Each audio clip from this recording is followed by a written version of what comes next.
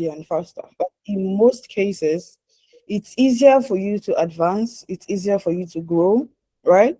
So in the case of better learning opportunities, it's easier for you to, let's say you are very good with UI design, like you're very talented, and you probably have like a peer, someone you've met on Twitter or someone you're connected with who is a pro with interaction design, right? You realize that naturally it's easier for you to, learn interaction design because you have access to their resources, you have access to, what they know. I mean, they are there to like advise you, give you tips, and just generally, get you up to speed, right? So you see that there lies like a lot of learning opportunities there because if you probably didn't know an interaction designer, okay, you have to go to YouTube, okay, take a course. You get to do everything on your own, step by step. You may not even have someone to give you feedback to, gauge your progress and see how far you've come and everything, right? So it offers better learning opportunities in terms of collaboration. Like there is just so much to, gain from having a connection, right? So career personal growth, most times this comes from a place of from when you connect with people who are um um in higher, like have higher authority in the industry, right? Right. So you realize that they refer you, they recommend you, they offer you jobs and show you like the new roles they have at their companies and just help you in different ways to grow, right? So the opportunities for you to like grow your career and even the personal level, what it's like having people in your circle who you can always reach out to. I mean, you're a designer starting out experience, you always have people in your connections, your network you can always reach out to like, help you run things through. It's kind of satisfying. I mean, if you're someone who values friendship, right?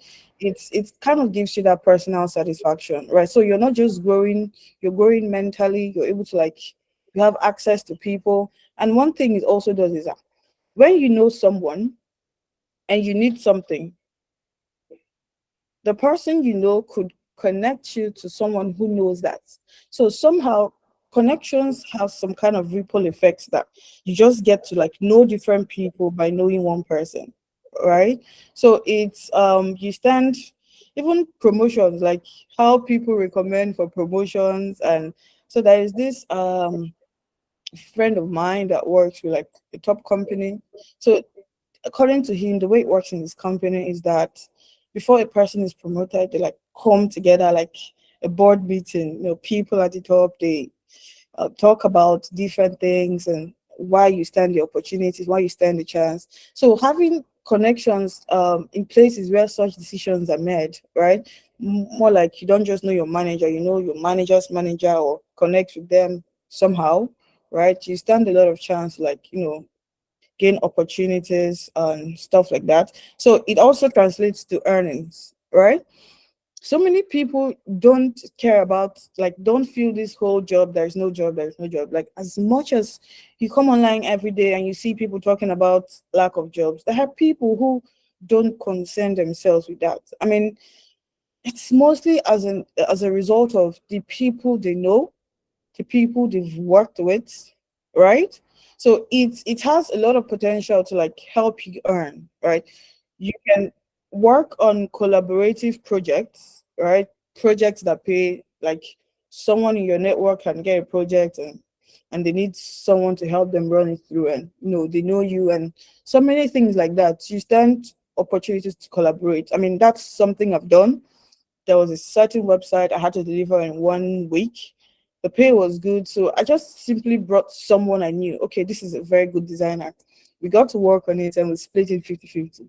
That's how connections work. You don't even need to like do so much to earn, right? Because they just keep coming to you. And I mean, it's as a result of the work you've put into it. So we'll get to that part.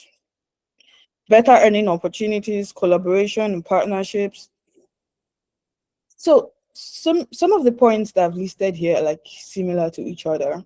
But I think I added this partnership for a case of where you want to build a startup, want to build a company.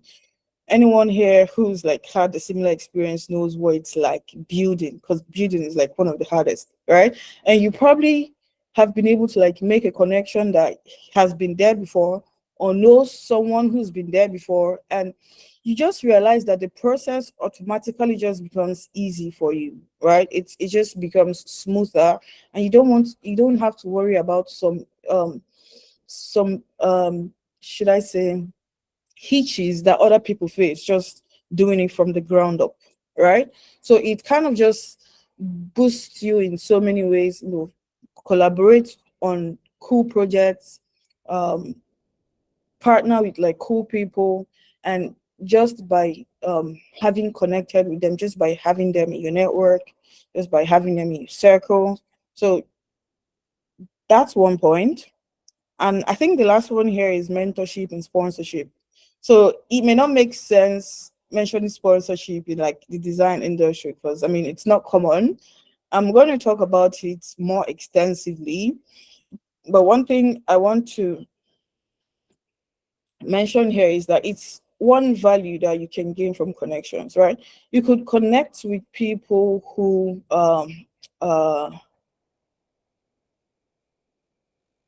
sounds presenting. So you could connect with people who end up becoming mentors to you, help end up, becoming sponsors to you, more like guiding you through the process, guiding you through the steps.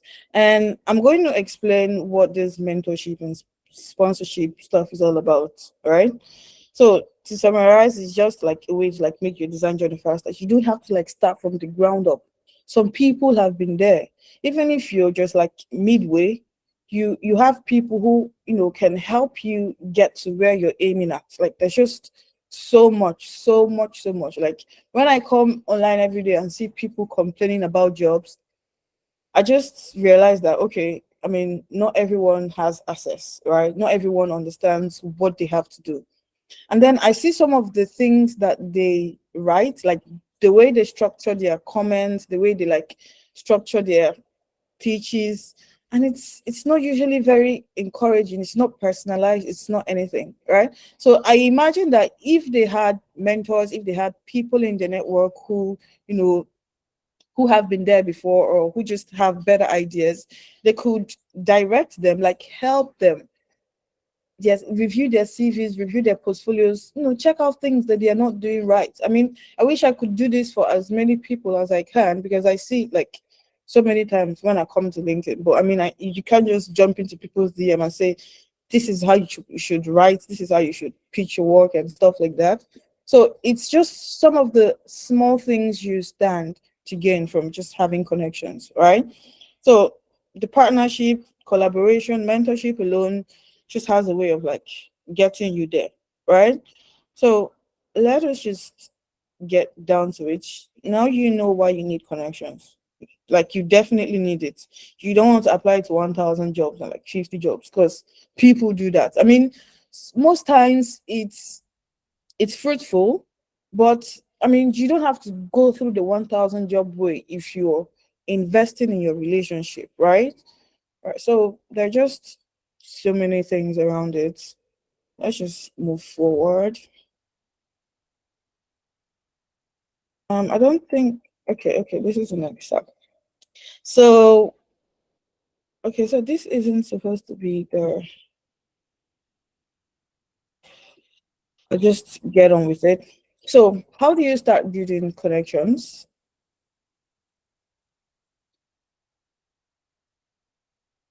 Okay, let me talk about this first. All right.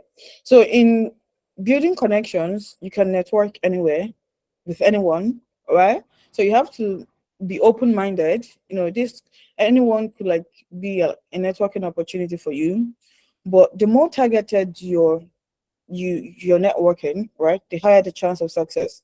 This means you have to research, you have to know who you're trying to like have in your network. You have to like understand their goals, their ambitions, where they're going, right? You may not know so much, but from maybe seeing their work, from seeing how far they've come, right, you can engage that this is the kind of person you want to have, right? So try to research, like try to understand how you guys can mutually benefit each other, and right, be open-minded about it. The stronger the connection. So right, one thing I recommend is to intentionally like target strong and valuable connections, right? So it's easy to like connect with people in your communities, right? It's easy to like connect with people who are like learning and growing like you, which is usually also beneficial because you can learn together, grow together, exchange ideas and knowledge and everything like that, right? But establishing relationships with influential figures, decision makers is also equally important, right? It's usually very important, as a matter of fact, because you need people who can speak for you. You need people who can refer you where it matters. You need people who can stand in the gap for you. And that's why I differentiated this mentors versus sponsors, because a lot of people are looking for mentors. That's right. I mean, you see posts every day about people talking about mentorship. I mean I can, at this point, I only mentor because I'm not sure I'm in any position to like sponsor anyone or be a career sponsor, but they both play a key role, right? And why you need this category in your network, in your connection, is simple, right? Mentors guide you professionally, right? Technically, they can, help you through the process of your design, explain processes to you, tell you what to do, review your CVs and everything in between. And they do all that, but most times they can't really refer you to the jobs that you need. Or most times they can't really get you opportunities. It's up to you to go out there, find opportunities, up to you to like figure yourself out. I mean, they've helped you master the skill and they can only do so much, right? So career sponsors are mostly those ones that they're not guiding you, they're not like helping you understand the technicalities of this aspect of design, they're not helping you understand this or that, but they have the network, the capacity, and they're in like places where they can advocate for you, right? So an example would also like be my earlier example of the my employee friend I told you about, right? Before a promotion in his company, they come together, his manager, his manager's manager, like the top, and then they discuss, okay, this is his merit, this is what he has done, this is what she has done, why does she need this, why does she need that? And then a career sponsor at that stage, at that level, is speaking in favor of you. I mean, they probably have seen your work somewhere and just know you, right? At that point, they're speaking in favor of you. And most times it's like a numbers thing. If most people are in favor, you get the promotion, you get the job. Like, it's not even anything technical, right?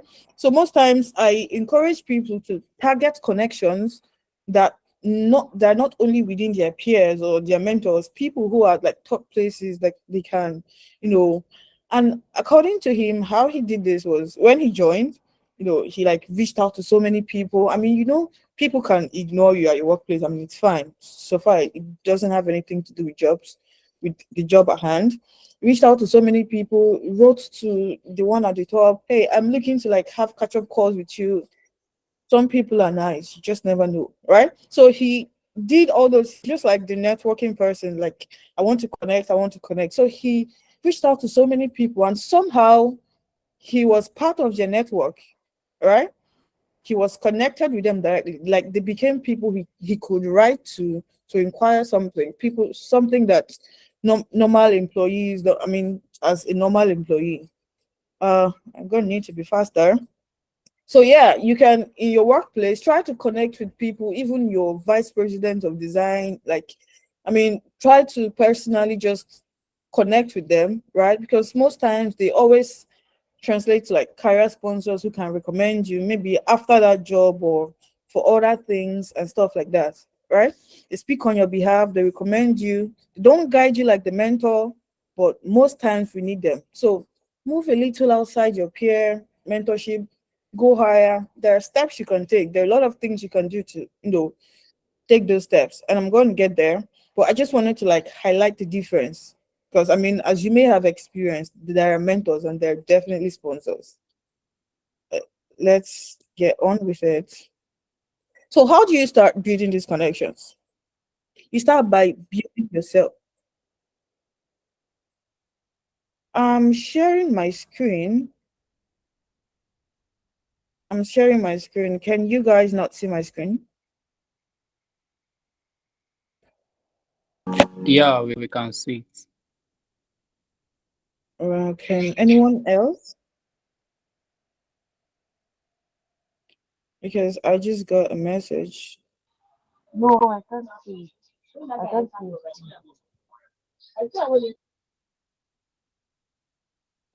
Okay, I'm still I can't sharing, see your but Yes, we can see screen. us. mm, should I continue? I'm sorry, I can't see your screen. Why? Okay, let me stop sharing and We can't see, but you can continue. I mean, I don't think it would make sense. So, can you see now? Yes. Yes. Yes, Okay, yes, yes. thanks for pointing that out. I think I would have just continued blindly. Okay, so how do you start building connections? You start from yourself, right? So when you're aiming to build connection, you realize that you're looking for valuable people. You're looking for people who can help your life, like people you can mutually benefit from, right? And you don't reach out to such people if you're not valuable yourself, if you've not put in the work on yourself. All right. So one of the best things I recommend for people to do is start by building themselves.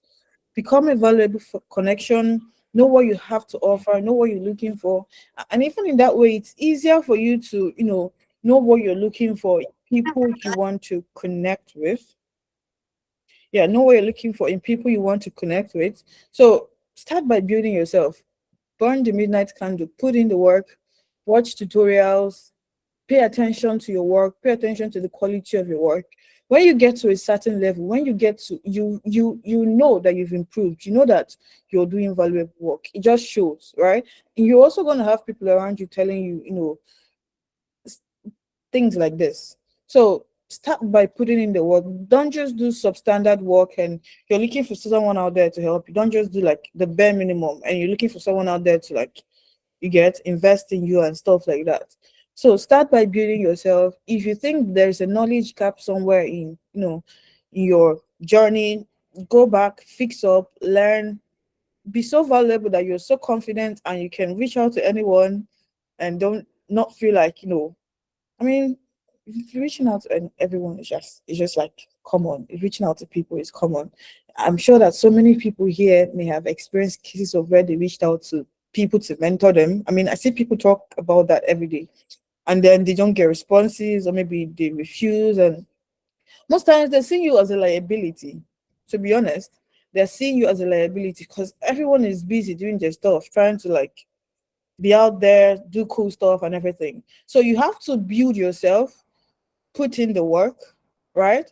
And then they can see the value. I mean, most times you're going to get a yes once they've seen that you've put in the work, like you've worked on yourself for a start. Because so many people don't just start anything and they're reaching out, okay, I want this, I want that. You're going to get a lot of no's. So start by being a valuable connection yourself.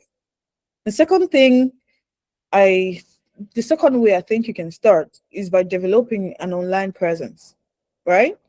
It's very important. Some of us, like I used to be very introverted and I could never do this in this world. Like some of us are like really introverted, and I believe I'm speaking for some others, right? And posting your work is like one of the easiest ways to sell yourself, be visible. I think we can have a section for questions later. So I'm just going to try to round off quickly. Is one of the easiest ways you can sell yourself, be visible, and develop meaningful connections. Don't forget, they've seen your value. I mean, probably by reason of you sharing your work and everything. And it's not really going to be hard for them to say, okay, yeah, I'll mentor you, or okay, yeah, we can work around something, we can collaborate, we can build this connection. Now, you see, there's a mutual benefit, right? But if you build yourself and you're probably in the background applying, traditional applications are hard though. Like, I've had my fair share of traditionally applying and I stopped. Like, not everyone can take it. I know some people come in and advise you apply. It can be hard and depressing. So sometimes sharing your work is the only thing. And this is coming from a personal place because sometime in 2019, I joined Twitter and okay, I was seeing what people were doing. Wow. Reached out to people. I mean, oh, I didn't get responses, so it's cool. I decided to start sharing my work, and that was it. That was my breakthrough because who am I going to speak to? Where do I start in applications? Even if I wanted to start applying, I need people to look at my CV, review my portfolio, all those things. It was really hard, and posting my work was honestly my breakthrough. I mean, some persons may have noticed that I don't post as often anymore, but it was my breakthrough. Like, I got to make a lot of meaningful connections, like people that normally they don't care about what you're doing, they wouldn't look at you or stuff. They were able to like see my work and want to be friends. I mean, I would attend the tech events, or your Atasie Omah, we connect and stuff like that. So it was by developing an online presence, right? So it gave me a lot of projects, like, and then it's kind of had this ripple effect. I had clients coming back and I was able to like freelance for a while. If you see my resume, you're going to see a lot of startup experiences. Like, I even skipped a lot of them, because I was able to like freelance for a while. And all of this started with developing an online presence. So talk about your work unapologetically. Share what you've learned, put yourself out there, right? So visibility does a lot for you that, I mean, probably anybody can, right? It plays a huge role in how you can start building connections. And you realize that people are like commenting, and then you're commenting on theirs. Okay, that brings me to the third step. Engage with others, right? Make meaningful connections, engage with people you want to network. So let's say you've done your research, right? You've done your targeted research and you see some of the people who are doing some things that you like, some people you want to have personal relationships with. And you probably realize that going straight to their DMs, or maybe just writing them an email, may not be fruitful, because most times people don't respond. Some people may have, experienced what it's like cold emailing people and stuff. All right. So one thing you can do is try to engage with them, right, on their social channels, their social platforms, maybe leave comments. Somehow it has a way of just, making them know you, right? They probably wouldn't know you personally, but you automatically become part of their network, because as you're actively engaging, like, they're seeing you. And by the time you get to their DM, you're not like one stranger saying, hey, I want you to mentor me, or I want you to do this. You're not like one stranger, because you're someone that they've been actively, engaging with via the comment section and stuff like that. So try to engage with others. Try to reach out to people. Don't just like, wait for people to like reach out to you and stuff like that. So it's the first way to start. And other practical steps. So I kind of put together the practical steps and opportunities to network in like one slide, because I don't want to like scroll a lot. So I'm going to talk briefly about all these steps, practical steps and opportunities. Right. Let's keep it at that. Join communities. Starting out in school, it was the community I joined that kind of like helped me, because I was doing my Photoshop innocently. I had no idea what Figma was until I learned about like the DSC community and everything. So I was able to learn so many things from people, right? Join communities, and by joining these communities, you meet people, and from there you pick some of the persons you want to have in your circle. Like, I call this connection circle, honestly, as opposed to network. But I mean, like I mentioned, they're used interchangeably. So you're going to meet people who you want to, have in your circle. And also, just being part of communities, you have access to resources, access to people you will probably not have access to normally, honestly, right? Just because I think I can be more responsive on some design communities right now, as opposed to my social media, because I'm not as active as I used to be, right? So try to be part of communities. She called Africa, Perxels, any community you can at all. You're going to meet people who would help you there, right? So that's one way, one opportunity to build connections. Meetups, events, conferences.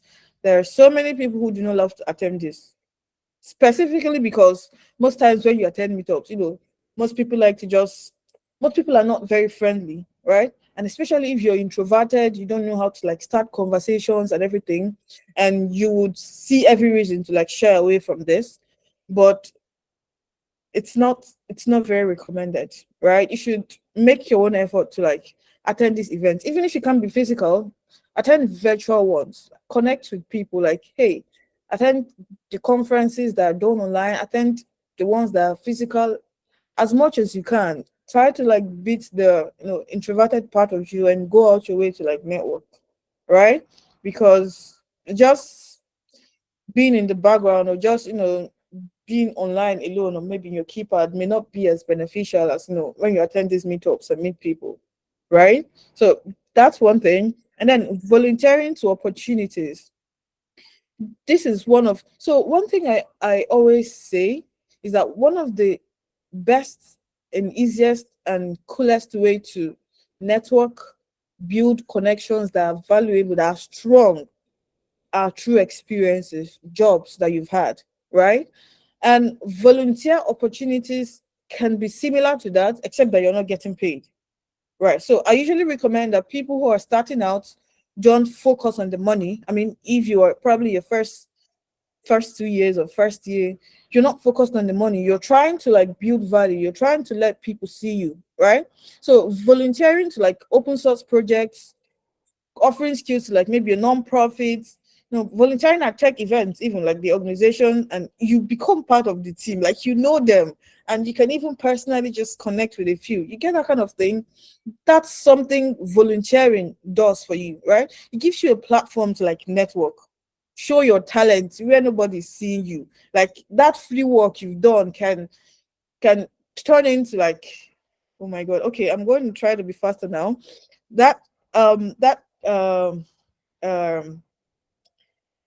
yeah, the network that you build like from volunteering, I mean, can go a long way for you. So try to like volunteer to opportunities. Don't shut your heart to say, okay, it's not paying me this amount. So even if the money is small, check the value you will get, check where your work will get, like try to, the people you will meet, the connections you will make, sometimes they're way better than money, right? I did know this earlier in my career. Honestly, I was very focused on the money, and I'm not even ashamed to say that because I know better now.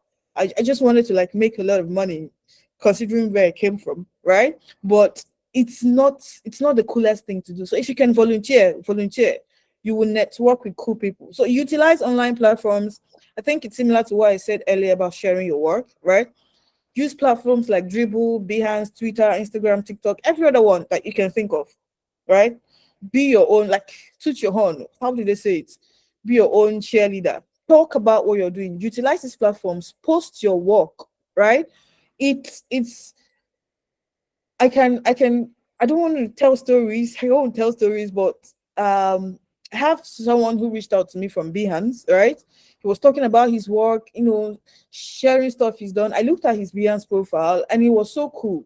And at that time, I had a client from Upwork, and I mean, I couldn't do the project within that range. I had to move it to him, right? So it was just him communicating to me through Behance, sharing his work and everything. So you utilize as much as possible. Most times the results won't come out very nice, but you're trying, and it's only a matter of time before you see results. Trust me, you would see results. So another step you can take is try to build relationships actively. Now, you're not just connecting with people, connect.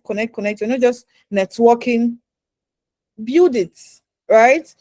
Be authentic, approachable, supportive, right? Try to follow up with them, maintain regular connections, offer to help, right? So knowing, okay, I've mentioned it before, but knowing someone can potentially give you access to people you never thought you could know, right? So just try to build it, try to like invest in it, and always do your best work. Don't settle for less. Like one of the easiest ways to build a network is by putting in the work, by doing your best work, right? So even if it doesn't pay well, always go the extra mile when you get an opportunity. I can't emphasize this enough. I posted on Twitter sometime and someone tried to like, it's not about your best work until you need the money for something. I mean, it's okay to need the money, but what you need is the connection, the opportunities, and everything that comes from doing that work, because a lot of people are going to see that work, and if it's so out.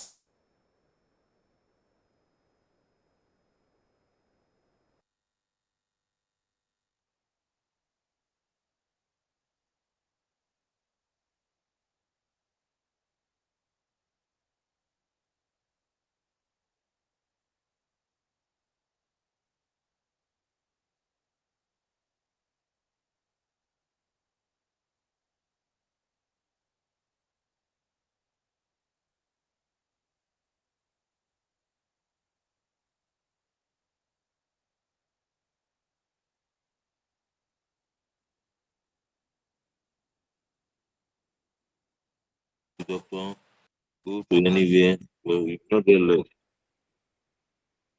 Hello, can you guys hear me? Yes, we can Hello, hear you. have I been away for a while? No, No, just few just seconds. few seconds. Oh, okay, thank God. Okay, so rounding off now. Perxels guy, I'm rounding off now before you give me. Yeah, so harness your people skills, right?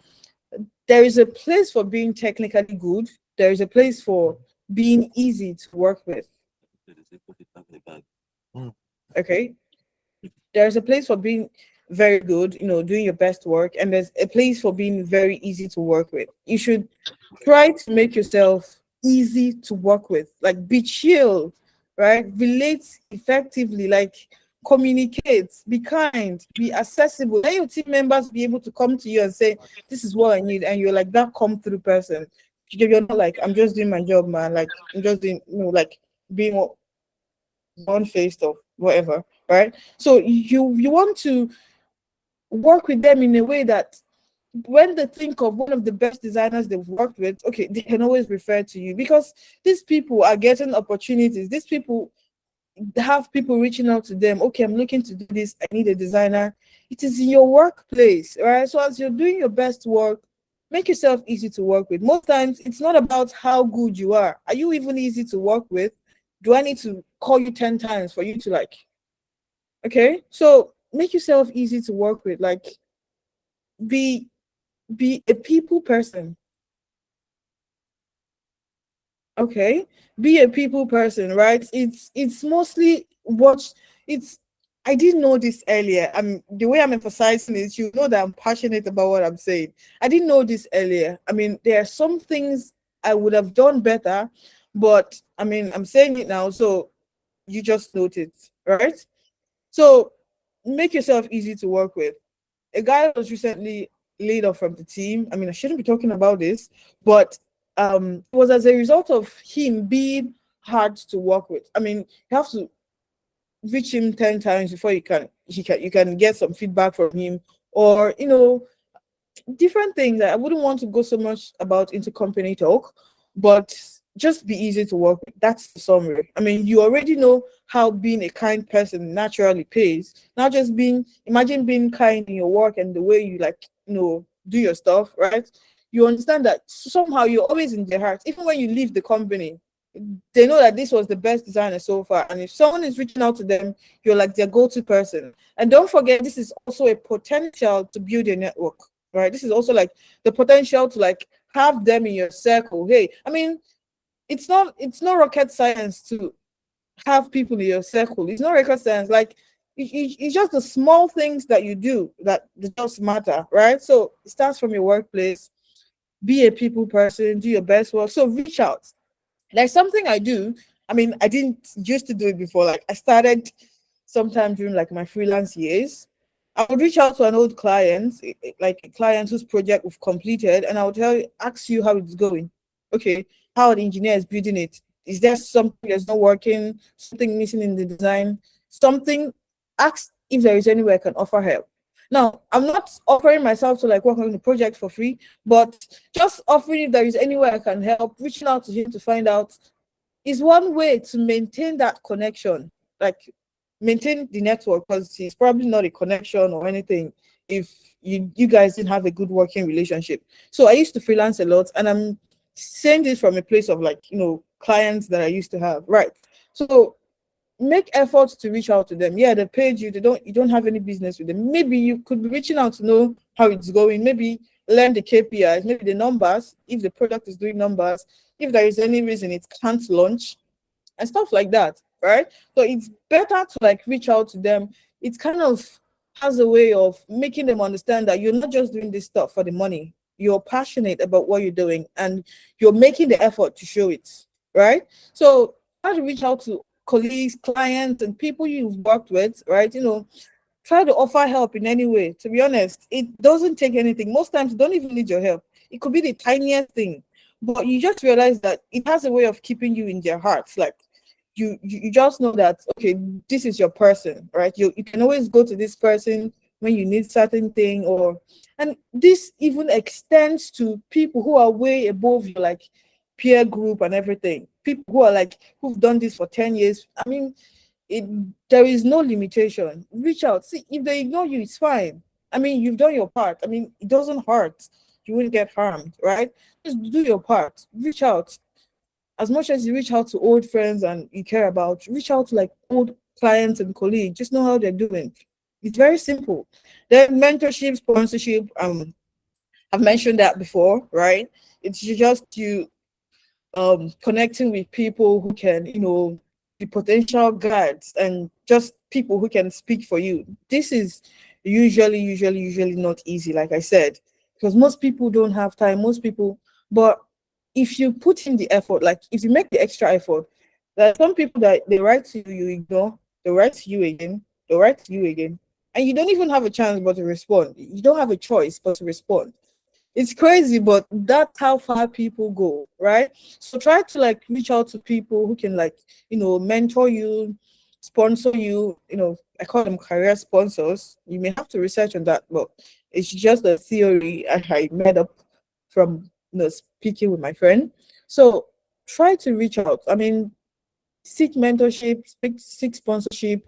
They are your connections. They are people you have in your circle, people you can always reach out to when you face issues, when you need to negotiate a job offer, because that's one important aspect. Negotiating job offers is not what everyone knows how to do. Like I had to negotiate my current role, right? So how you learn, like there's just so much to learn, right? So try to keep these kind of people in your circle and probably take active steps, like reach out to them, connect with them, and stuff like that. So these are some of the things you can do, some of the opportunities for connections, networking. And I'm just hoping it's clear enough, because if it's not clear enough, the purpose of this meeting is defeated, right? So these are some of the tiny things. And I think I'm going to be rounding off now. I mean, these are like fun facts. I know a few designers who just get clients by referral. I mean, they don't have time to apply to jobs. Some have never applied. They're always cool. From sharing your work to doing your best work with the previous clients and getting referred. There are a lot of them. So, I mean, it's something you can explore, right? Or maybe you can probably be exploring it while doing your 1,000 applications. I mean, you just have to try different things, right?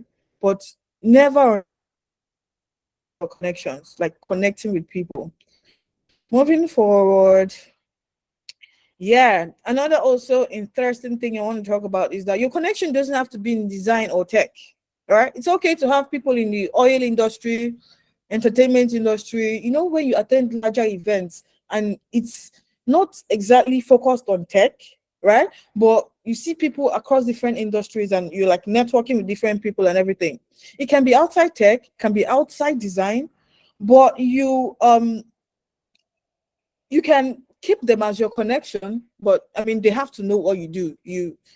Hey, I do this. I mean, and then you realize that somehow when someone in the or maybe entertainment industry wants to build a website, I mean, you're like the only person they have in their head. Okay, I know someone who does this, and that's it. That's how it happens.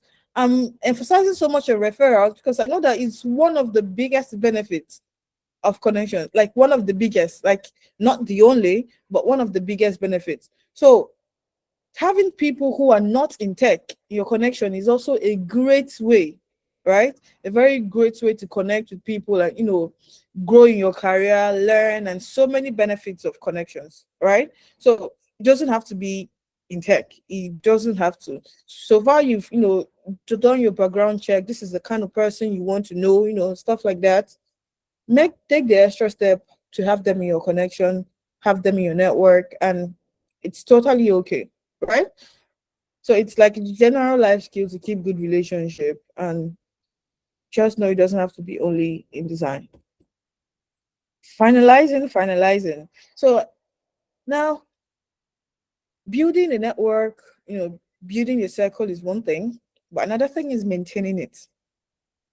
If we're being honest with ourselves, it is not easy to keep up with people, like a lot of people, as many as you can. It is not easy in any way, right? So having connection is one, maintaining is another, because it's like, so people see it as like a full-time job. People like me, I'm usually, or should I say, I used to be, right, very reluctant about reaching out to people, because I mean, why, like it feels like work. And some people, when you reach out to them, they say you've forgotten them and all those things, and I don't even like to hear I've forgotten you, because I mean, I'm fighting my battles and everything, right? So it's usually like very crazy, but I just thought I should highlight it. It's not okay, it's not just okay to say I've connected with this person, we have mutual interest for this, and then you just relax and just assume, okay, you people are friends and everything, when you're not taking the extra step to connect with them, right? See it as a career investment. That's like the mindset I've been, you know, working with towards building. It's like an investment that doesn't really cost you so much, right? Just the effort to like reach out. Okay, how are you doing? How are things going? You could send them articles. It doesn't even have to be you checking up. You could refer them to opportunities the same way they refer you. You could be the person referring, right? Something I started recently is organizing catch up coffee chats with them. I mean, I just reach out to people, like a lot of, hey, how is it going? I was wondering if we could have like a quick coffee chat.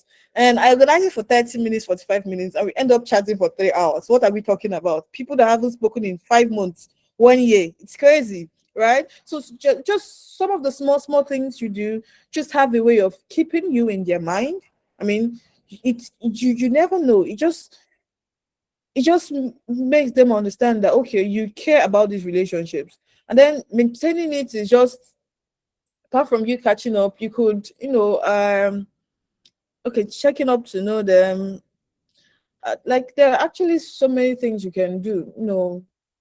Send them job opportunities if they're looking for jobs. Like, send them, right? So it doesn't have to be you always. Anything that just helps. You could have more ideas right now, but I'm sure you understand what I mean. Just try to, go the extra mile. It's an investment, and I know we all know what investments are like, right? It's an investment. It always reaps exponential rewards. Like, it's not going to be immediate, but it always happens. You're just as rich as your network connections. Okay, there's a lot of truth to that. It's not what you know, but who you know. I just had to chip this in, right? This saying is, it plays out in and outside tech, right? So personally, this is more like a personal opinion. I believe people you've connected with, right, are the people in your circle, like your small circle, right? If people in your circle are doing well, naturally you will do well. To be honest, because you have access to them, that means you have access to what they know. You get to follow the steps they followed. Like, not everything was for everyone, I know, but you just have so many benefits, right? So it just makes a lot of sense that you can't be the one who's always struggling when people in your network are really like vibrant, amazing people who are like doing so well in their careers. You would learn from them naturally, and it's only a matter of time before they influence you, right? So don't forget, you have to personally know them. It's not just someone I met in the community. It's not just, you have to personally know them for you to actually be in their circle or for you to have access to them, right? So getting to the end of my slide, final takeaways. I'm going to try to like summarize, right? So when you get an opportunity to do a job, do it so well, give it your all. This usually forms one of the most converting career connections of all time. Usually the most. Personally, I'm not like, the kind of person who wants to follow people back to back to back to back. But the few connections I make, right? It's been from the work I've done, right? And then what I now do is try to maintain those few while looking for a few others to bring into my circle, right? So do your job so well. I can't stop emphasizing this. Do it so well. Let it not be about the money. There gets a time when it's just the money. You can't charge less than this. Like, okay, the project I referred to my friend from Behance, I think it was a 350, 400K app project. Well, I couldn't do it. I had to like send it to him, right? And he did the job well. Like he just has a way. I had to bring him on another project. Like, do your job so well. Like it's I kind of emphasize it. Don't be focused on the money, especially in your first few years. Focus on value. Get you further than money, and of course money follows, right? So be generally kind. What I said about your people skills, for people who are not very social, it's okay if you're not really the event person. You get to try, but if it's very hard, your workplace is a great place to start building connections. Don't forget, could get personal.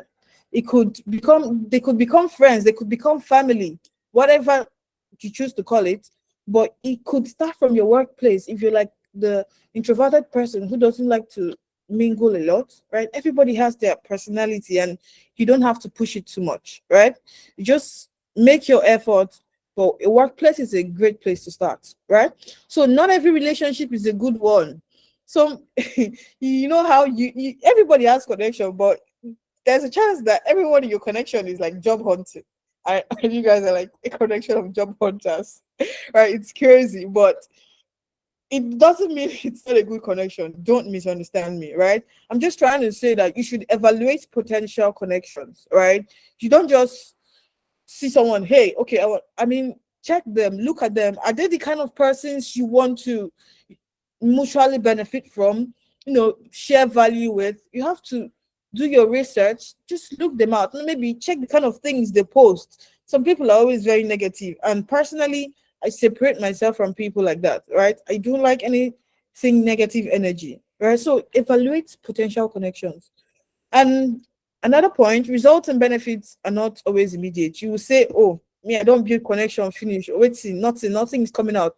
Most times it's not immediate. Like it's a process, right? It's a process. It doesn't even end in design. It's continuous. You keep building more people, keep knowing people, you keep connecting. It's a process. And sometimes you don't get to start benefiting, or they don't get to start referring you. You have access to their resources and everything immediately, right? So it takes time, and it's totally okay, right? That's just one thing I wanted to point out. It takes time. It may take time, not even that it takes time. It may take time. So just bear that in mind.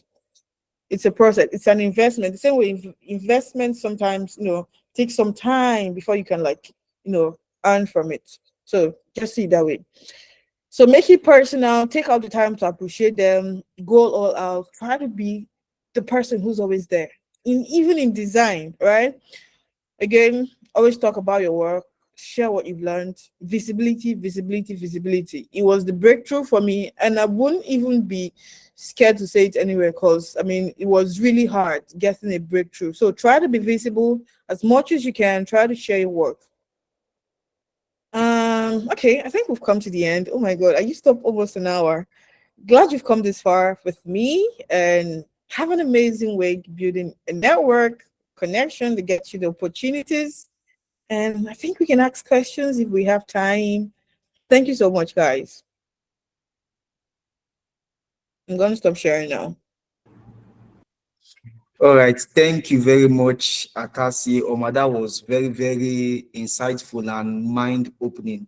Honestly, I learned a lot. But before I ask my questions, I want to give an opportunity for others to ask. So if you have any questions, please kindly signify, or just please ask your questions directly. Who have any questions? Let us ask so that we can get much more from her now. Let's ask our questions right now, please. Okay. Who's that? Okay, Mr. Godwin. Okay, you can proceed. Go ahead, Godwin. Okay, so good evening, everyone. Good evening. Thank you very much, Ma, for the knowledge that have been dispersed right now. I really gained a lot from this. From the short time I entered late, but I really enjoyed it. Thank you very much. Right. So I wanted to ask, based on product design, joining product design, if what's the what's the least year of experience that employers do ask for it? The least year of experience. I mean, there is like a lot of job with varying years of experience, but the list is always one, as far as I've seen, except for internships where they tell you you don't need to have an experience. I mean, just come and learn with us, right? So most times it's always one. One is the least, but yeah. Am I missing the point of your question? Okay, Oh, I'm asking, you've answered my question, Ma. I just that was what I was looking for. Because oh, I started learning, I started going into the field since last year, October, and I still want to like gain more knowledge as I learn. So I don't want to rush into the process of applying for projects when I need to learn more. So I'm just trying to know if there's a point I will now reach before starting to apply.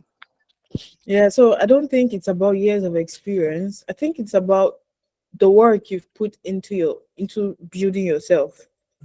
That should be what you're focused on. How far have you come, right?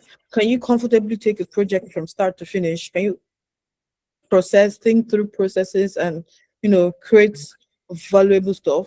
So I think it's where you can build a project, right? Probably put out case studies for it and everything on your portfolio. You become confident in your own skills.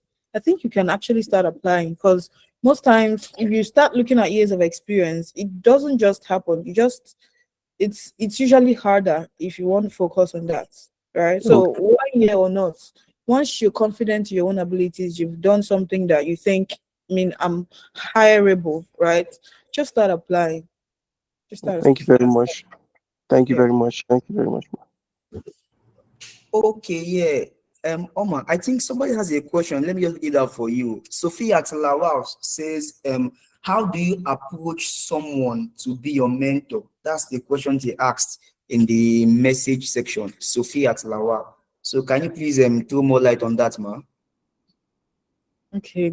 So approaching someone to be a mentor is hard, because I mean, I've been ignored. I mean, it's hard. I know so many people, but I think it's not different from what you already do, right? It's not different from what you already do.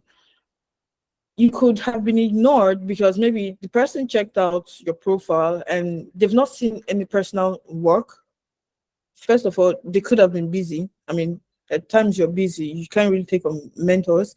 And maybe they've checked you out and they've not really seen any personal progress from your end, because honestly, when people are putting in, mentorship is like another investment, just like connections, right? They're bringing out their time to like guide you, give you feedback and everything, and they want to see that you've done your own assignment before coming to them, right? So when you're approaching someone, try to come from a place of, you've put in this effort on your end, right? You've been able to do this, you've been able to do that. If possible, you can share your project links or anything you can share. And when you say you need mentorship, try to be specific on what you need mentorship on, right? So it would eventually lead to like a broader type of mentorship. But just say specifically what your problem is. Like, what do you need me to do for you as a mentor? Right. So don't try to generalize, like, okay, I need someone to mentor me. This design thing is hard for me. I can't. So is it feedback you need on your work? Do you feel like standard of your work is subpar, right? You can reach out to them, say you need feedback on your work and stuff like that.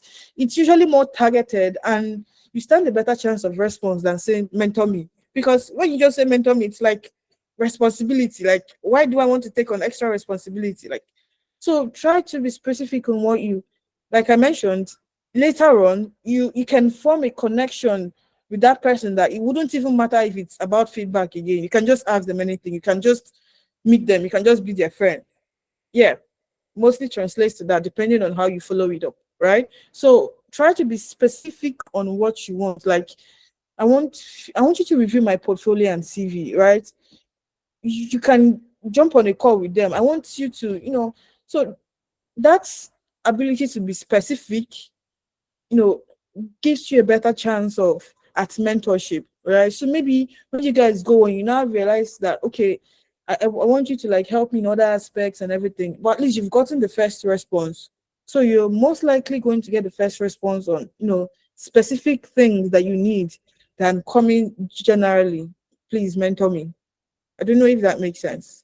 Okay. I'm hoping I answered your question. Yes, I believe to a large extent you have. Okay, Mr. Godwin, do you still have a question because you're indicating? Do you have a question? Okay, I think he has another. Okay, I have a question I want to ask you, Omar. Okay, Okay. Shedrack has a question. Okay, let Shedrack go first. For me, Shedrack, you have the floor. Ask your question. All right. Good evening, Atasie Omah. Thanks for the insightful teaching. And so I was going to ask a little question. Okay, if you are like knowledgeable with the use of Figma, like the tool, like how many projects do you have to work on? Like, is it the numbers of projects you work on that builds your confidence to be able to say, okay, I can do this, I can do that, I can do this? I don't know if my question is it direct to you? Like, are there Yeah, numbers yeah. of, or you just keep building projects, keep building project, keep building projects until Nah, okay. it doesn't work that way. Okay. So when I mentioned when you become confident is when you've okay, I can look at that later. Um talk number of projects. Yeah, it's not about the number of projects, right? It's when you become confident in your abilities to take a project from start to finish, right? That means you can think through a problem, right? And this is the problem, and you can somehow navigate, go through certain processes, work your way through a solution, right? You know what people call UX design process, your design process. People come up with process terms, design ideas, or like it's your ability to just. I mean, because when you're good, you know that you're good. As even though you, people may not see it that way, or it's up to you to like show that you're good. So it doesn't have to be multiple projects. You can do three, can do two, you can do minimum of two to four, right? Let's just say you do two to four. You can probably target SaaS projects, mobile app, websites, and try to vary it and to test your abilities on all of them, right? And seeing how you do, you'll be able to tell yourself the truth if you're able to like handle a project, right?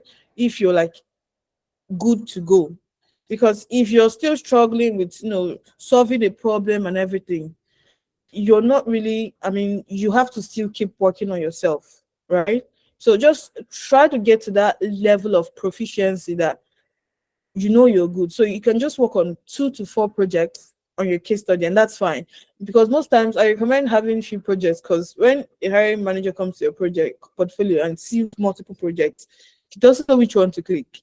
But kind of narrowing it down into like few projects, right? Just makes it easier for them to like look at one, two. By the time they look at one, two, they know how you think. They can decipher your abilities, right? So let's start from there. 2 to 4 projects is fine. Just test your ability or try to vary it. Don't just do one thing or focus, do 4 mobile apps. Try to vary it, websites, SaaS products, mobile apps, and stuff like that, desktop apps, if you get what I mean. But just 2 to 4 is fine. All right. Thank you very much. I got that now. Thank you. All right. Okay, good evening, Emma. I have a question. I know time is already fast spent, but I think is it just I think you mentioned two things I'd like to point out.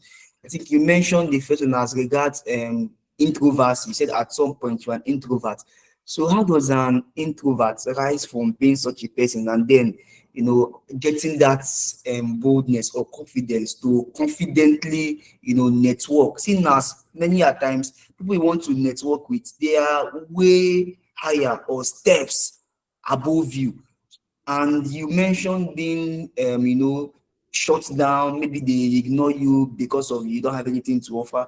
Let's assume a newbie now that you're just starting and all of that. Now, how does the person, and maybe that person is an introvert, how would the person now, because now you have somebody battling introversy, at the same time also battling the fact that he or she is a newbie. So how will the person walk up or So to be honest, for me, I mean, if I'm permitted to personalize it, I was battling with both self doubt, introversy, whatever you want to call it, because I mean, it's actually hard. It's actually harder than you think, right? So the only thing I did for myself, honestly, was to get to the part where, like, work, brush my skills, my problem solving abilities. That's the only thing I could do for myself because reaching out to people is harder already for me. So, like what I mentioned, becoming valuable and everything, I worked on myself. Like, worked on personal projects, did extra hours. It came from a place of me working on myself, honestly, right? And by the time I got to a certain level, I became more confident. I became more confident. There is a level you get to, you become more confident in your ability. And when you stand to speak, you're not speaking from a place of this person is a fraud. I mean, you've done the work. Like you've probably, in my case, I've actually seen numbers, right? Numbers through my work, more like KPIs and everything. So there is no way I'll start feeling like I'm not really good. So why should I? Who am I reaching out to? Or how can I be bold and do this? Like, it comes from a place of confidence in your own abilities, and you just have to keep working. Like, when I mean take strategic steps, like try to know what they know. I mean, the people that you're reaching out to and everything. So you're not coming from a place of smallness. I'm trying, like, I'm not there yet. How can I be there? Like, there's just so much room for you to work on yourself. And that alone, that's like one of the things that just built your confidence, to be honest. Even as I was working on myself, I still had a lot of self-doubt. I mean, my nature, of just being on my own and everything was still playing out and causing a lot of self-doubt. And I just kept working on myself. I just kept working on myself, right? Got some opportunities and did some incredible work and everything. So just it's a you thing. Your personality is like that. It's fine, but you can work on yourself unapologetically. So just do the work on yourself. You don't know where the confidence will come. But then I'm also like a Christian. I try to tell God, please help me to stand in this crowd, right? Because it's hard alone to just depend on. It's only like Christians that will understand, right? I pray. So I tell God, I want to be able to like stand and do this. This is something I know I can offer. So nothing stops me. And I just do it. And that's it. Your abilities are just enough to like give you the confidence and everything. So I'm hoping that clarifies what you asked. Yes, it does. It does. I don't know. Do you see have time? We have some questions here in the message section. Do I ask them or will you just go through them? Starting from Joel Maswell. It says, if on my portfolio, I have majorly logistics and health sector projects, but I'm seeing an opening for crypto companies and Web3 projects, can I still apply with the project I've worked on, even if it's not in line with the set I'm applying for? That's the first one. I think secondly, the Niger phase says, is it advisable we study the nature of the sector and project? I think maybe it means people that you want to network with. Is it advisable to study the nature and the sector of that project?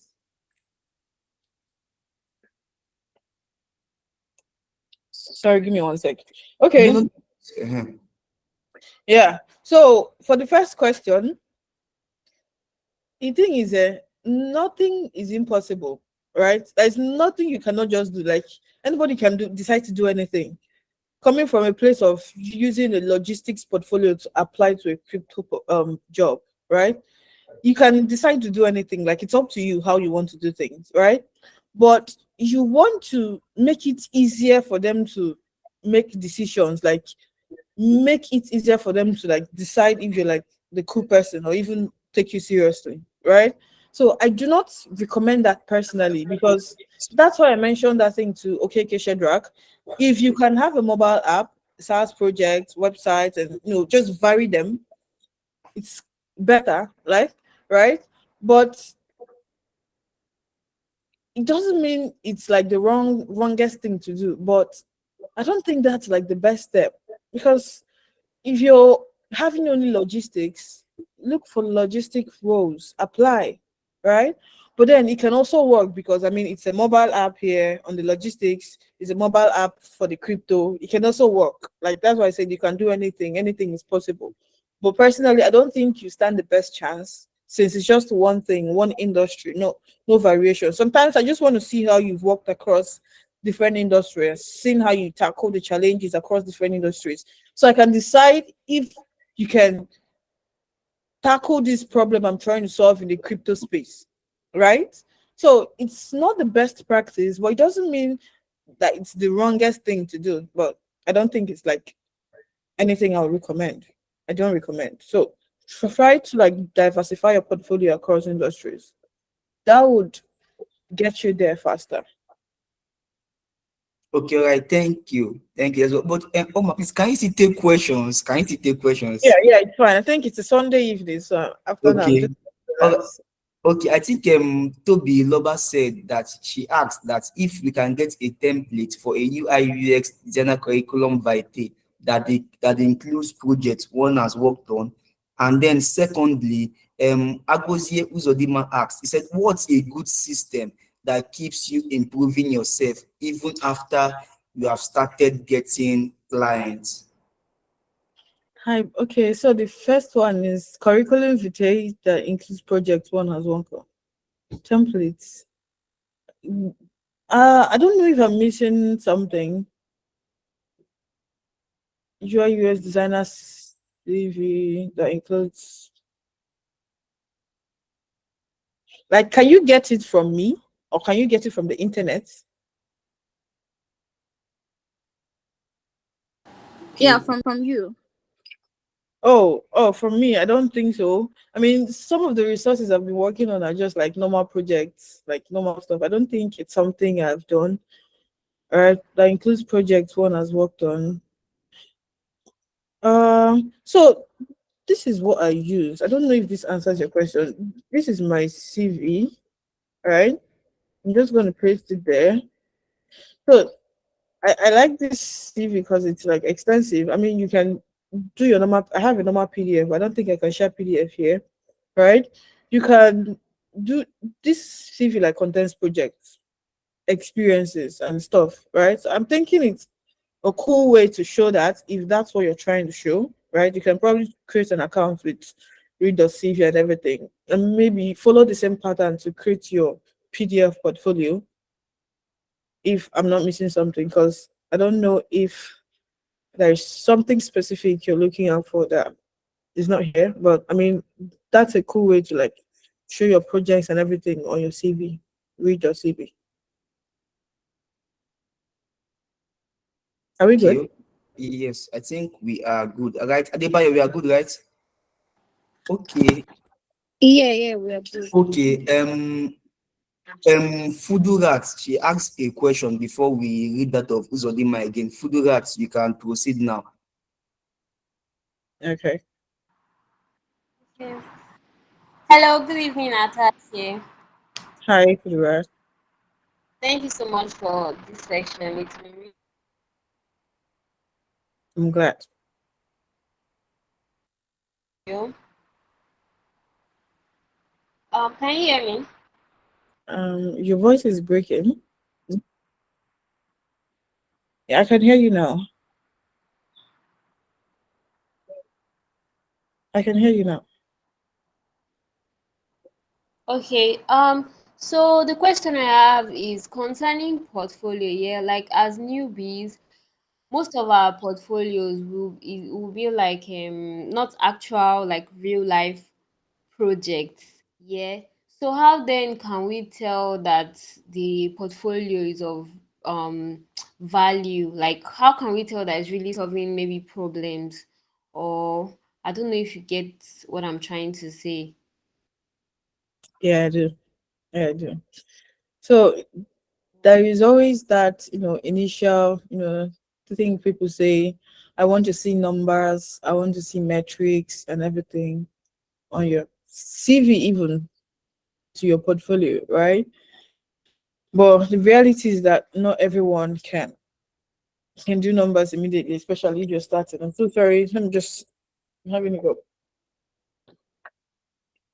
Yeah, so it's normal that it's not everyone that is going to have that. So I think the most important part of a case study, or one of the most important parts, is not especially the number. It's about how you write it. It's about how you think. It's about how you put down your processes. Some people are more interested in, because I think I have a friend. He's worked for so many companies and they're all NDA based. I mean, he cannot add it on his portfolio. And he said he's working on projects, personal stuff that he wants to add to his portfolio. It doesn't mean he won't get the job. To be honest, it doesn't mean he won't get the job. Due to NDAs, he can't talk about some of the projects he's done with even contracts with Google. It's it's that crazy. So this could be a similar experience. Some people just highlight, okay, I've worked with this, but I can't share it. It's fine. But the most important thing about your case study is not the numbers. Numbers are important. The fact that it's a real project and people can see that you worked with a team, you worked with this is very important. But the most important thing that makes them pick interest in you is how you write it, right? So I'm going to have a portfolio review section soon. I mean, I've been postponing it, but I'm going to have it. You see a lot of people. I mean, I know that you see that on internet every day. Don't write templated portfolios. Don't follow the same pattern everyone is following. You see a lot of that every day, but it's probably not clear what that means. But one of the best case studies are case studies that tell the story from A to Z of how the turnaround, like how you went about a project, like from start to finish in a very personalized way, like told like a story. Because most times people enjoy reading stuff that is like nobody wants to read like templated. I see people reach out to me. I am passionate about this and I have done this. All those complex words that that they got it from ChatGPT. They weren't even thoughtful enough to like personalize their stuff and show their capacity or capability through the way they write, right? So I think that shouldn't be a problem, right? Try to write your case study, tell a story through your case study, try to personalize it as much as you can. Pick up inspiration from one of the best portfolios out there. They don't have to be the ones that have made numbers. It has to be one outstanding portfolio case study, sorry, right? For you to stand a chance. Because if you work on a project that is not a real project and you probably just follow the idea to design thinking, like all those patterns. I mean, I used to do that. If you go to my 2021 project, you will find it. I'm not even right, but it's just you being able to like tell your story uniquely. Now, the reader won't care that it's a personal project and everything. At the end of it, you can just say, okay, this is a project I was exploring to like to be able to solve this problem, and you were able to solve it by doing this and that, and that kind of thing. So it doesn't have to show numbers, it's fine, right? But it's about the way you write it. If you're able to personalize it nicely, like unique to your own story, like, okay, so I worked on this was a personal project and I started it with this, and I was looking to solve this. Like, you're not just doing it like a template problem statements, the problem of this, like you're just telling it like you're in an interview with someone and you're just telling them your story, right? If you can do this, if you can tell your portfolio story very well, your case study story very well, show clearly the processes, and someone can read it and know the way you think, they would know that you're hireable, and it's not about whether it's a real project or not. Right? Okay, I think I take too much time on the question, but I hope it's clear. Yes, thank you so much. Thank you very much. Okay. Okay, yeah, Atasi, I think we still have two more questions, one from Toyosi and the other from Shadrach, before we finally wrap it up. Toyosi is asking if you have a community they can join, and Shadrach is asking on your Twitter handle, do you have student development on your profile? He wants to be sure that he's following or what he has Yeah. seen in the years ahead. Yeah, it's the student development. It's crazy. But yeah, that's right. Atasie Omah.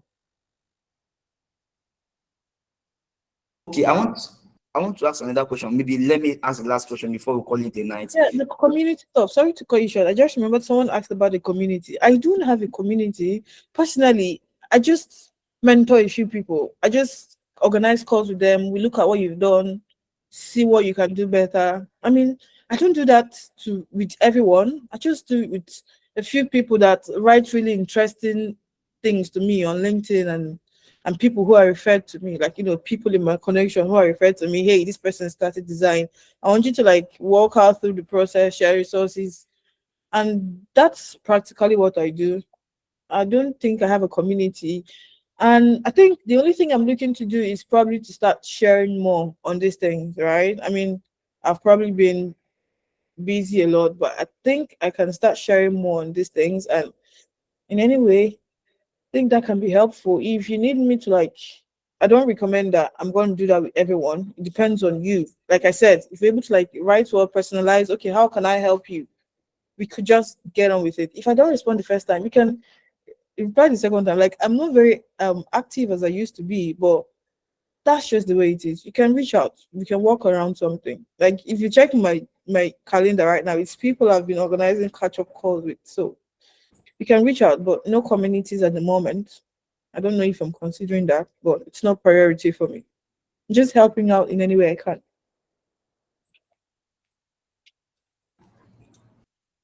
Okay, I think Fudurat asks another question. She has raised her hand. So Fudurat, you can proceed. This is the last question. Okay.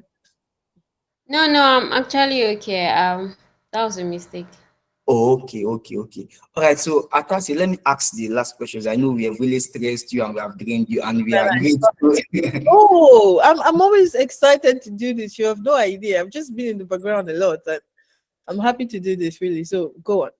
Okay, I think while we were talking earlier on, you mentioned volunteering as I think one of the key ways to would I say networking very well. And I noticed when you made that visual statement, somebody said networking for this economy. No, I think I saw it. Free work. Okay. I saw Yeah. it. So in this current economy now, everybody needs money and is looking for money. How do you find the balance between volunteering and paid gigs so that you also don't miss it? So I think okay. That's a very uh this economy is actually crazy. It's so freaking crazy, and the job market even makes it worse. Cool.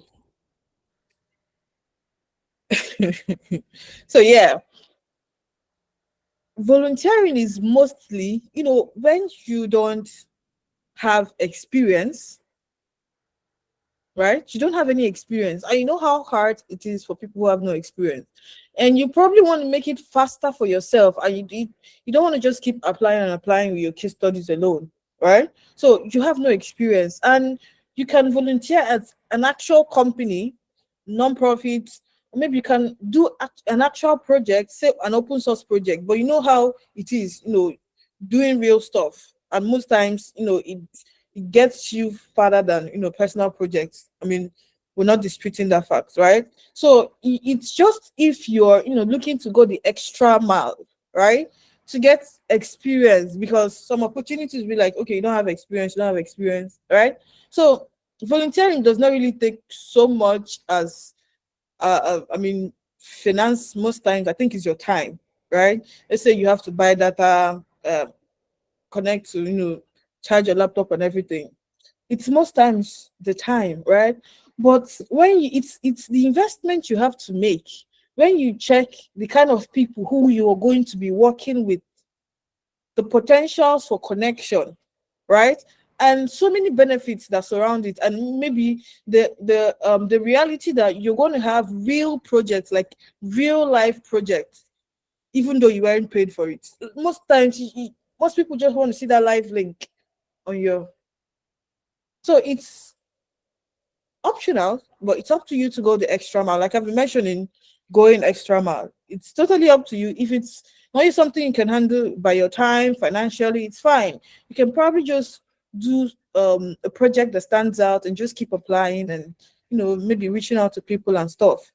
But there's a girl, it's like when I say there's a girl, I just want to mention the name, but I mean I don't think that's right. So she reached out to me on LinkedIn. I mean, she kept like reaching out, and I was like, cold email founders on LinkedIn, check Nigerian startups. And the next thing, our CEO sent me her portfolio that this guy has been cold emailing her that I should check her out. Is it someone? Do I think she's good enough?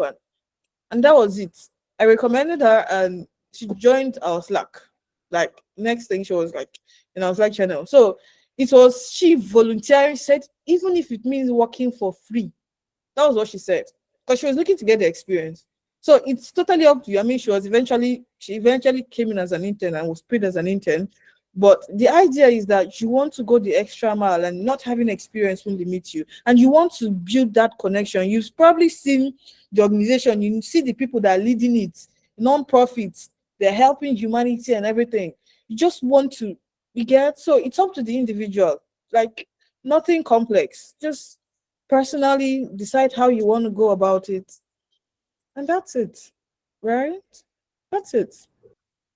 Okay, okay. Sorry, I keep saying last question, and yet we keep having more questions.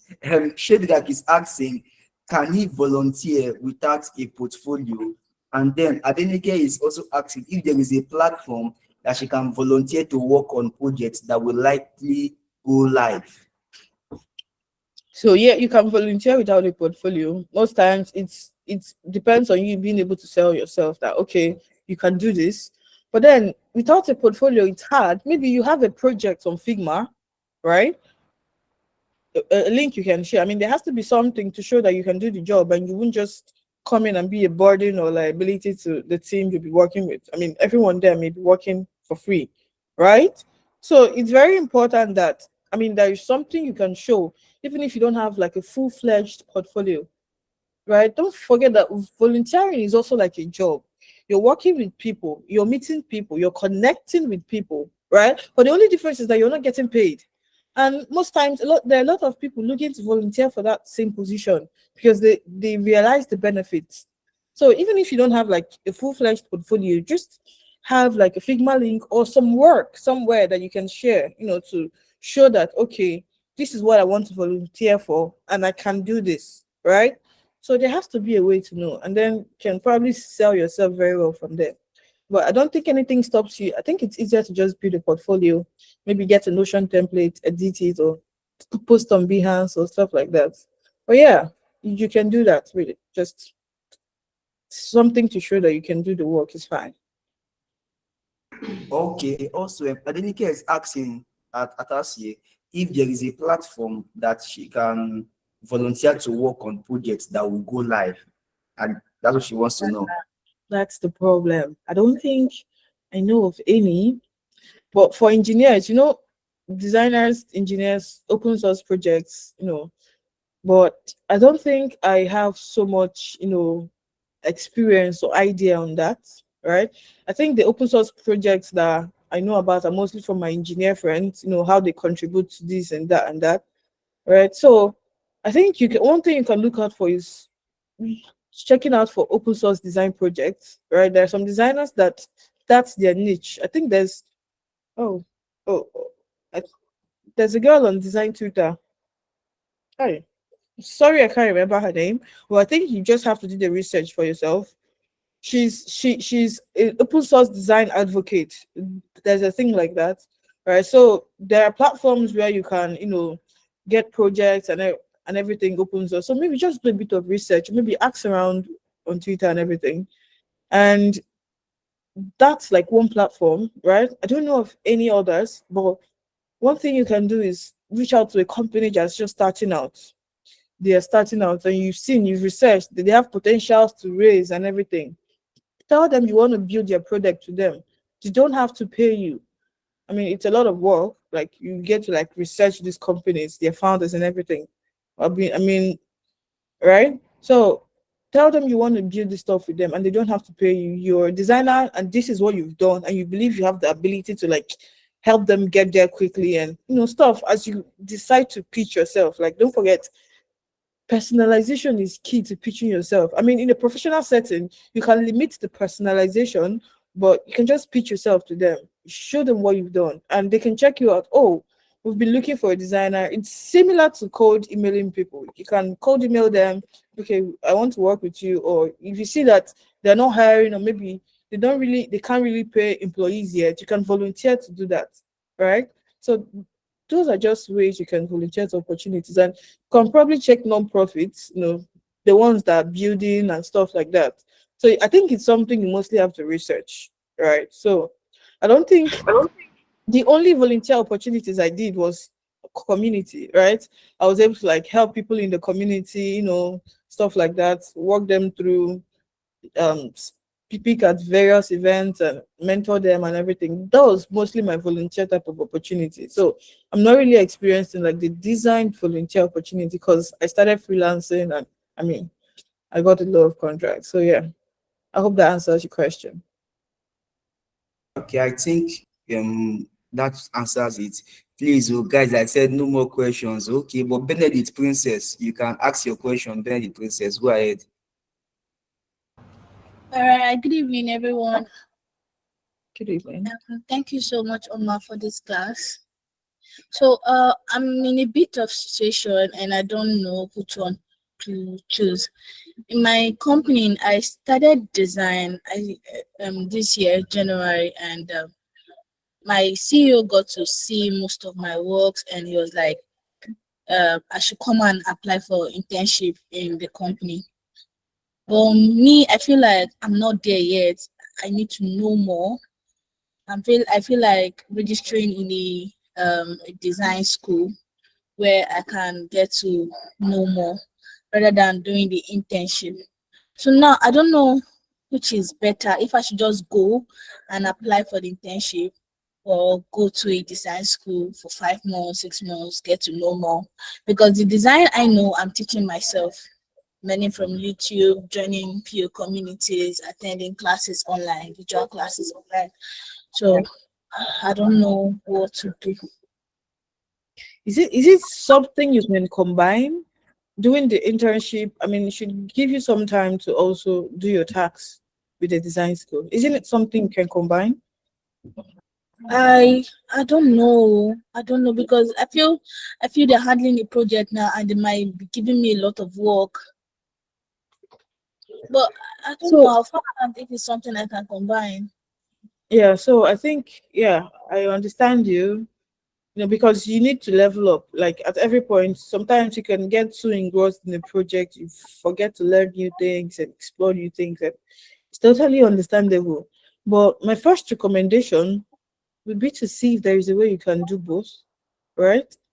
But for me, right, I didn't, my journey was longer, right? I didn't go through any boot camp or design school or anything, right? It was mostly a lot of self-learning. Like I told Perxels manager, I don't know what your name is, the Perxels manager earlier. I knew that my work wasn't there yet after like some experience I had with work and everything. And my own efforts, like trying to level up, was mostly personal because I would look at this work and I know this is the best I've done, and you can't compare it to what so many people out there are doing. I mean, I just start, you know, looking for ways, trying different things, watching new videos, whatever I have to do to like, which is what you're already doing, right? But Yeah. it was mostly what I did.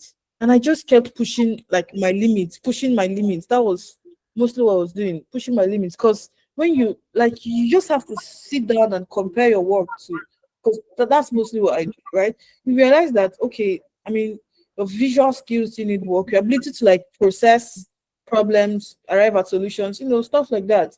So it was mostly a personal thing that I worked on, right? So first recommendation is to do both. Second recommendation is the internship. Your ability to learn on a job is way faster than any design school will teach you.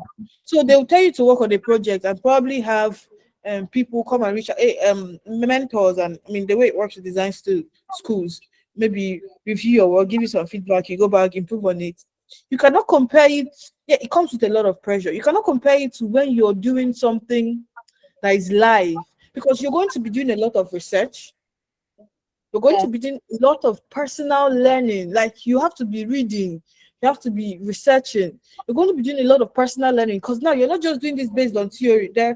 There's a feedback I will give you on your work, and I'll tell you in real case scenario, this can't work because the user, like a simple rule of thumb, a user has to click from here and not from the top. People that like to place buttons at the top of a mobile app, and those feedback that just unique to a project, but it's different for live projects because you're talking real time about what the user is doing, not typically what it can be, right? So I would recommend if you can combine both, go with the project, but now take your personal learning seriously. Any opportunity you have to do a project, be intensive about it. Like do the most research you can do, find the best inspiration, get as creative as you can, right? Just try to push as much boundary as you can with your like limited knowledge on it. But this internship you have is like what so many people are praying for because you come out from the design school, then what? Okay, you're looking to like start applying. It's different from when you have actual experience. It's so different. I mean, it's so different. It doesn't mean you don't stand a chance, but you know that you stand a better chance, right? So I would recommend doing the internship over the design school. There is nothing you want to learn from the design school you can't get from an online course with personal learning. There is nothing you want to get from it aside probably mentors directing you, maybe giving you a curriculum. You start from here and then you move to UX processes and then you learn about card sorting, like those step-by-step process, but you cannot compare it to what you learn with a real job. So take the internship or try out both. That's like because it's hard in this space. Job is hard though. So anyone you get, even if it's unpaid, like you will learn so much. You have no idea. I mean, so far you put your mind to learn actually. So yeah, take it or try both. That's my recommendation. All right. Now, thank you. Yep. Welcome. Okay, all right. Can I still ask some questions? I think maybe we have to, guys, we have to end with these questions. Fudurat is Yeah. asking what does an open source design mean? That's the first one. I think lastly, Uzodima is asking what are good topics to discuss when you chat up people in other fields of work with the intention of building a connection because he's an introvert and sometimes he doesn't know what to talk about, especially knowing that this connection might be a potential client. Hmm. So I think open source design is something you have to actually research for yourself, right? Because it's more like, I mean, you have to actually learn about open source, but high level, it's mostly you being able to contribute to projects, right? Projects that are, you know, open source, like projects that can have multiple contributors and stuff around it, right? So I think it's something you have to actually research on your own. You find more materials because, like I mentioned earlier, it's not really something I've looked so much into. It's not really like my specialty. I didn't have to volunteer in that aspect, but it gives you an opportunity to like volunteer to projects that are real, probably not paid, right? Projects that can give you real experiences. You get that's like high level what I can let you know. But if you want to like go deeper into how you can contribute and all that stuff, you have to research about it, right? That's for figure out. And good topics to chat when you chat up with people in other fields. Okay, I don't understand. So what is it like people in other industries outside tech with the intention of building a connection? Okay, I think that's what it means. People will order. I think maybe now he's not looking at it, or maybe on a general scale, not just in the area of just design, maybe on a general scale. Okay. So good topics you can discuss with each other people in other fields of work. Uh, okay. So most times I speak from personal experience, but I don't really chat up with people in other fields to talk about work. I mean, I've just been so engrossed in tech. That's sad. But I think first of all, before you're trying to make a connection with this person, there has to be something like a mutual benefit that you see, right? Okay, they're probably in the oil sector and they're building an oil business, and maybe the website is terrible, or something you can do better, or maybe in the entertainment industry, they don't really have like the best flyers and everything, but you see something. So there has to be something that you've seen in that potential connection that makes you want to reach out. Isn't it interesting if you start from there? Right. I mean, not in general. Don't just enter and say, hey, I see that you there has to be something like a point of reference. So you just have to check. I don't know specific topics. I just gave examples, right? Like you mentioned on more general term. I just gave examples. You just have to check, what you saw, or the potential mutual benefit that you saw with that person in that industry, right? So you can start your conversation from there. If it's a service you're trying to offer, if it's just a friendship, you have to talk about what it has to be based on what you saw and what reason you want to. So I think just generally thinking around it, you should find something, right? So I think I can only like give high level examples, not specific things that you can talk about, because it's like more general. But I'm just giving you industry based. Just see what you want to do with them, how you want to connect with them, what you stand to gain, the benefits and everything, and start a conversation from there. Right? I think that's it. Yeah. Yes, wow. Thank you so much. Thank you so much. Uzodima. Okay, the last question. Atasie, please, I'm sorry to really. This is the last Fine. one you do. It's Okay, fine. so It's totally fine. okay, what's a good system that keeps you improving yourself even after you have started getting clients? I think it means maybe like an autopilot system that can, keep you focused and not lose it. Okay. So to be honest, right? Like I mentioned, I wasn't so interested in the value when I started out. I was about the money, and there is no point lying about it. I wanted to make money. So when I kept going, and this was my income bracket, and then I learned that I see what people are doing.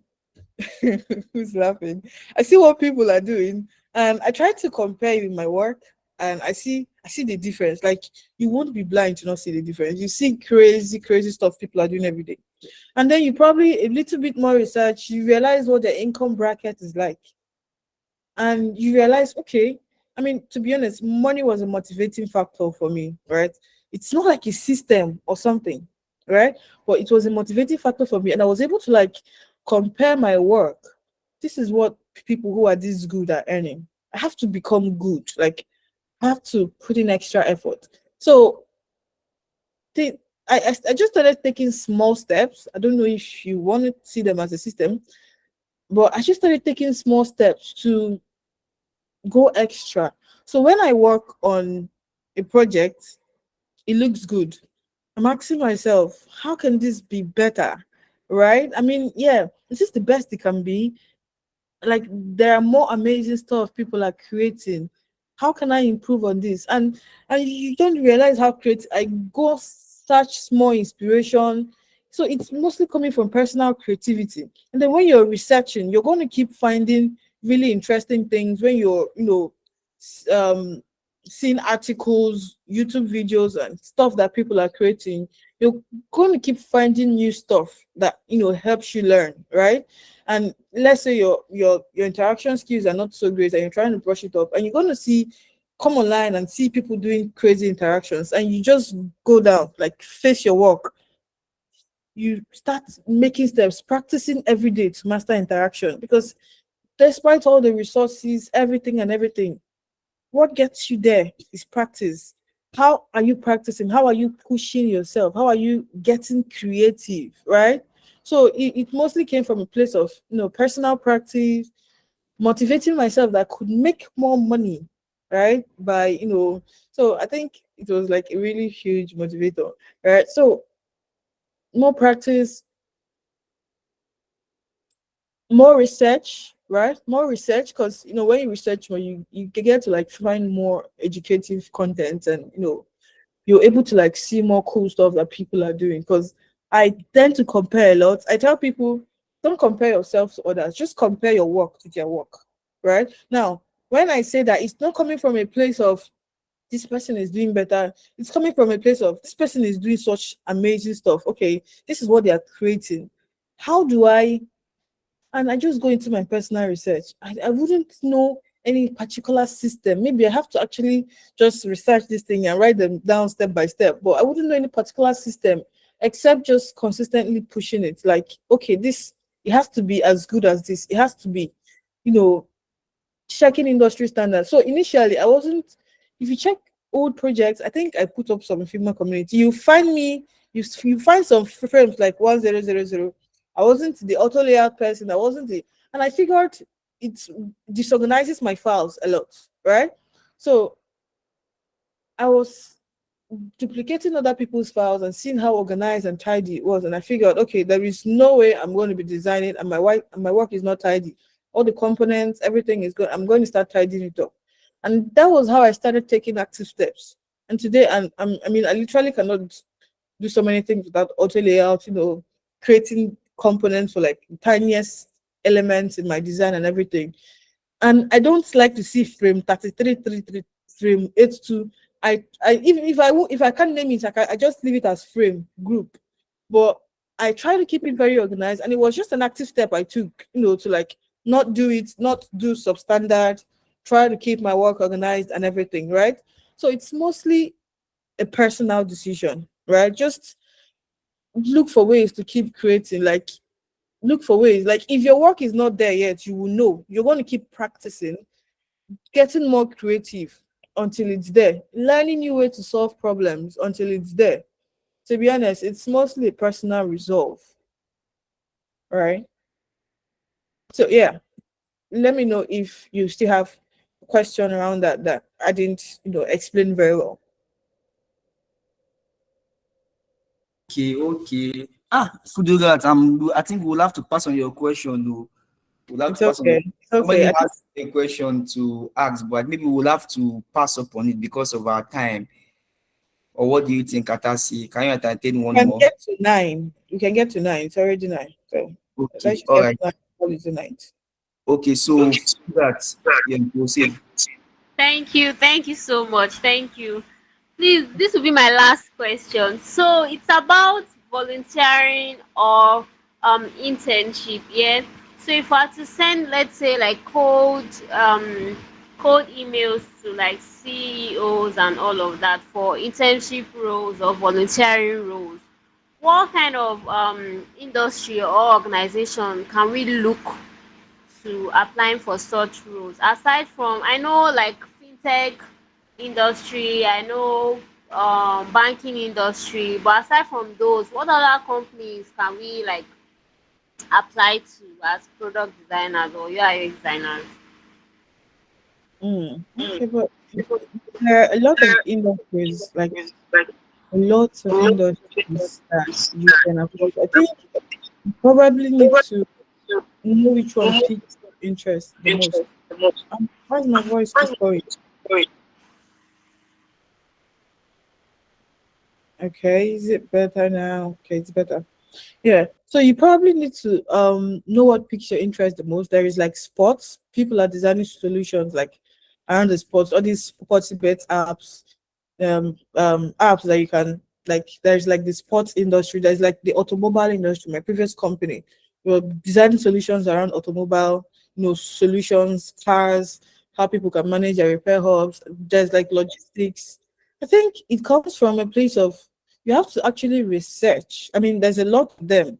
I can name the few on my head, but it's not all. I mean, I don't think I can name all. Like there are a lot of industry. I think currently I'm working in the energy industry, and that's dealing with biotech solutions, solar, and all its likes, right? So it's mostly going to be on you to research these industries, like renewable energy industry. There's a lot of them. So when you research, you're going to find a lot of industries, and you just pick one that piques your like interest. Like select one that piques your interest. Just think you should do your research to get all of them, right? The few ones I listed are the ones that I've worked with, fintech, right? Social commerce, e-commerce, those are industries. Um, Education. What's the industry for education? I worked on education solution. Yeah, whatever industry that is, but there are a lot of them. So just do your research. Search the Google, use Chat GPT. You're going to get all the industries you need, and then you just select what works for you. Okay, thank you. But like, I mean, in Nigeria, all these industries are available, even in Nigeria here. So in Nigeria, so the thing is, you shouldn't be limiting yourself to only Nigeria, right? You shouldn't be limiting yourself to only Nigeria. I think you should probably be thinking long term, right? I mean, you wouldn't want to work for a Nigerian company all your life. Like, there's a point you get to, there's how good you become, and you can get foreign opportunities. So the industry in Nigeria shouldn't be like the problem, right? Since we know that fintech in Nigeria, like there are like hundreds of fintechs in Nigeria. Maybe you can look into fintech. Like I worked in fintech for a while. I worked with Simpay, Laserby, like fintech companies. You can maybe look into fintech because there are a large number of fintech companies that thrive here, unlike like the biotech and automobile sector. But I don't think the sector is the problem. I mean, you know how Nigerians are. There's Web3 industry, of course. Yeah, there's Web3. I don't think this sector should be your concern. Like, I think you just need to become a good designer, and whatever industry you're going to solve the problem, like clearly, you just need to, you know, learn your problem solving skills, like learn your problem solving abilities. And the industry, if you want to do fintech, you can. But like I mentioned, it's more dominant in Nigeria. And then there's logistics too. There are logistics companies in Nigeria. There are only few renewable energy, like energy industry companies. So I think that makes sense if you're looking for specific companies, right? And then there's SaaS, right? The SaaS has like multiple industry, like there are multiple industries that SaaS products can be built on like HR, uh, building HR solutions and everything. I always recommend people to like explore solutions around SaaS. They are complex, messes with your head, but you learn, you grow, right? So there's like a lot of industries, but just try different things, right? Don't limit it to like what is in Nigeria, and you can go beyond Nigeria in like a year or two or three, depending on you, right? So just different industries. Look them out, but fintech is more dominant as far as I've researched, right? So that's about it. Normally. uh, Okay. All right, then. okay. Godwin, please, you can ask your question. Oh, Mali. Godwin, you can ask Um, your question. Thank you very much. I'm very sorry for coming coming again. Um, my question I have is a normal question. I just want to know for personal projects, for personal projects, is it something that you think about and work on, or is there something like a website or something that can give you briefs to work on? Okay, yeah. So my personal project, the GT Bank app that I did, that had a lot of impressions, like sometime in 2020. I was just scrolling through Dribble, bank app. Okay, let me design a bank app. And then okay, there are a lot of shitty bank apps in Nigeria. I use GT Bank. Okay, how can we improve GT Bank? That was it. Right. And I enjoyed it so much. I was like passionate about it because I mean It was something I just something I picked for myself. Like I didn't just um let's just work on anything. This is something I was interested in, right? And I solved the problem the way I could then, right? So it was just I came across it and it was something I loved. Okay, bank app. I need to improve the one that I use, and that was it. So it can be like personal projects, it can be from anything, any idea. But I usually recommend, like I said again, try to work on varying projects for your portfolio. You have an app, you have a website, you have a web app, and stuff like that. Try to work on varying projects. If no matter what problem you decide to solve in that, project type, right? Try to vary it, right? So whatever this thing you decide to, you can just pick up anything that interests you, but it should not be food delivery app, e-commerce website, all those basic stuff that you can't really tell a person's problem solving capacity, right? All those basic stuff that you see, like yeah, so you can use those to build your skills and everything. But when you're solving problems for your portfolio, try to solve things that are a bit complex. Yeah, it has to be something you like. If it's not something you like, still solve it, right? It has to be a bit complex. Like, don't just go for the easiest, the basic, something that helps you think, something that helps you crack your brain, so that rack, not crack, something that helps you rack your brain, but let it be something that would be when a recruiting manager looks at your portfolio, right? They can see the complex stuff you worked on, your ability to think through things. Like I worked on the debt management and recovery too. Is not common, right? I mean, it was a client project that is live, but that kind of project, it was a web app, mobile app, and all those things. That kind of project is something that you have to think, right? You're helping people manage their loans and everything.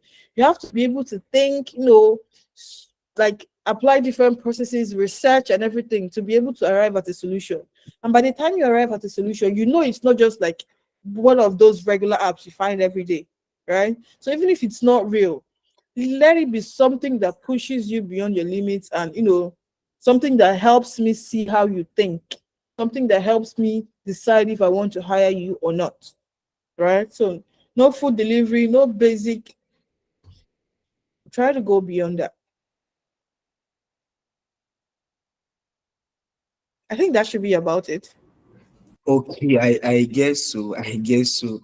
Wow, we are really, really amazed by what you've really dished out. To me, it's not just value, I call it hot value, not Oh just my value. God.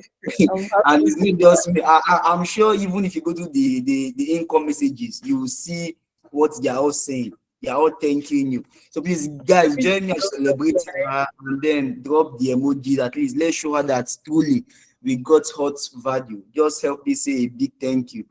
And Atasie Omah, from all of us at Perxels, I want to say a big thank you. You've really taken more than your time to really drive this point home. And we are grateful. I want to say a big thank you. And we look forward to having you again. So that's That's fine. I mean, I'm all out this time. I won't be in the background, so it's fine. all right. So that's it for tonight. That's it for tonight. We really appreciate you. Guys, So thank you. Thank you very much. Big thank you. Thank you. bye, guys. Have a Yes. wonderful All right, you too. Yeah. Thank you. Bye. bye. Bye. Bye. Bye. Atase is beautiful. Oh, Shit is back. He was only the Thank self you. since. Mudra, stop that. Stop playing. Stop playing. Hey Mudra. guys, I've posted the link to joining Perxels community. So you can, if you're not in the community already, you can click on the link to become part of Perxels community. Thank you once again, guys, for taking out time to join this webinar. I really appreciate you. Thank Thanks you. a lot. See you Thanks a once lot. again in 2 weeks' time for the next DDS session. Thank you. All right. Thank you.